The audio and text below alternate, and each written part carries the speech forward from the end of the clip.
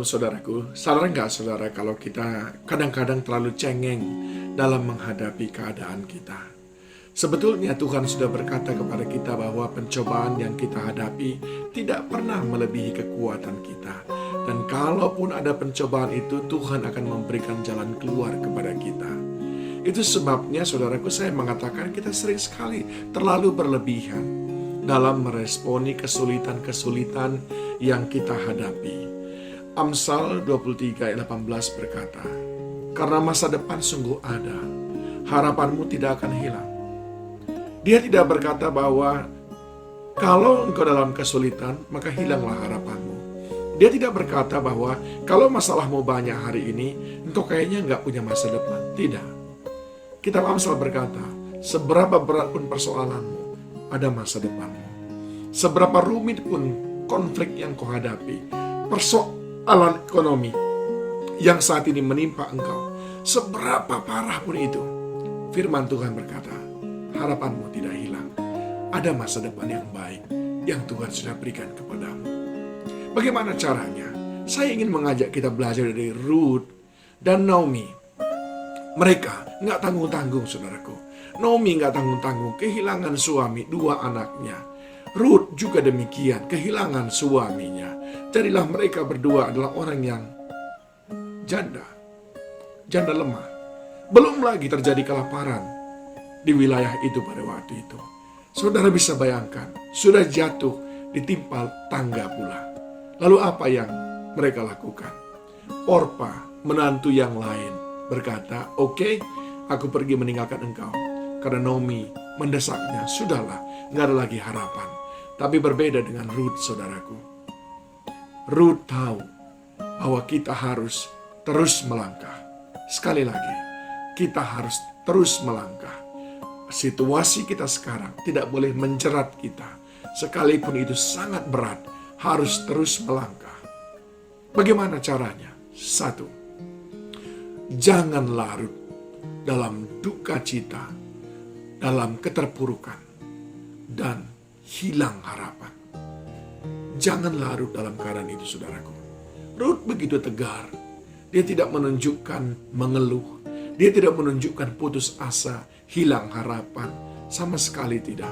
Ketika Naomi berkata, sudah nggak ada harapan, ayo berangkat. Ruth berkata, let's go. Ruth tidak mau. Dia bahkan tidak singgung-singgung bahwa suaminya sudah meninggal dan lain sebagainya. Seolah-olah tidak terjadi sesuatu. Mengapa? Karena dia percaya masa depan sungguh ada. Yang kedua, saudaraku, bagaimana kita bisa terus melangkah? Jangan hancurkan sistem pendukung kita. Jangan hancurkan hal-hal yang bisa mendukung kita untuk segera bangkit. Salah satunya adalah aset terbesar kita. Sistem pendukung kita adalah orang-orang yang ada di sekeliling kita. Itu sebabnya, sekalipun Naomi mendesak untuk Ruth meninggalkan dia, sebagaimana dia melakukan juga untuk Orpa, dan Orpa betul-betul meninggalkan dia, tapi Ruth berkata tidak. Ruth tidak mau berpisah dari Naomi karena dia percaya ada kekuatan dalam keunitian. Bukankah kita sering berkata bersatu kita teguh, bercerai kita rubuh? Ruth mengerti hal itu.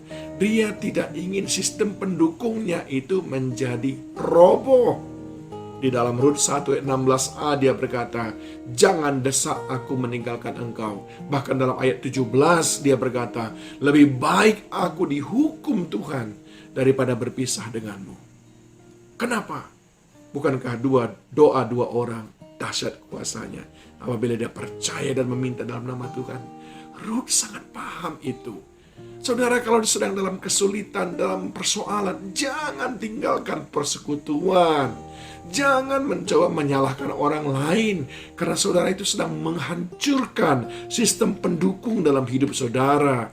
Tapi sebaiknya kita terus bersatu, kita terus seia sekata. Sebab dengan demikian ada kekuatan, kita saling menguatkan, dan doa kita doa-doa yang dahsyat. Teruslah melangkah dengan tidak menghancurkan sistem pendukung yang ada di sekeliling kita.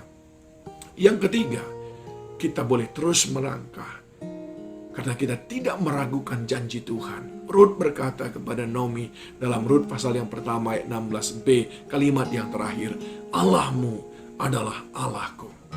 Seberapa percayanya Rut kepada Allah yang disembah oleh Naomi pada saat Naomi sendiri lemah dan tidak percaya. Tapi Rut tidak meragukan janji Tuhan. Bukankah Tuhan tidak pernah terlambat? Bukankah waktu Tuhan pasti yang terbaik? Teruslah melangkah, sebab akan ada kairos yang Tuhan berikan untuk mengangkat kehidupan kita. Dan yang keempat, saudaraku, yang terakhir, bagaimana kita boleh terus melangkah? Jangan buang waktu percuma. Dalam Rut pasal yang kedua, ayat yang kedua, Rut berkata, biarkan aku pergi ke ladang. Rut tidak mau menangisi keadaannya. Rut tidak mau menghabiskan waktu mengeluh. Tapi dia mau berkarya secepatnya.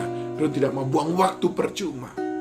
Ayo saudaraku, sekalipun dalam keadaan terpuruk, jangan terlalu buang waktu banyak.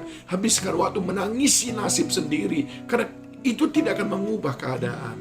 Yang mengubah keadaan adalah action nyata kita. Tindakan nyata kita. Untuk terus melangkah. Tidak larut dalam duka dan kehilangan harapan. Tidak menghancurkan sistem pendukung di sekeliling kita dengan tetap berunity. Tidak meragukan Tuhan yang senantiasa menepati janjinya. Dan tidak membuang waktu percuma. Saya tidak tahu apa yang sudah alami. Tapi hari ini pesan Tuhan kepada kita. Teruslah melangkah. Sebab tepat pada waktunya Tuhan akan mengubahkan keadaanmu. Tuhan Yesus memberkati kita.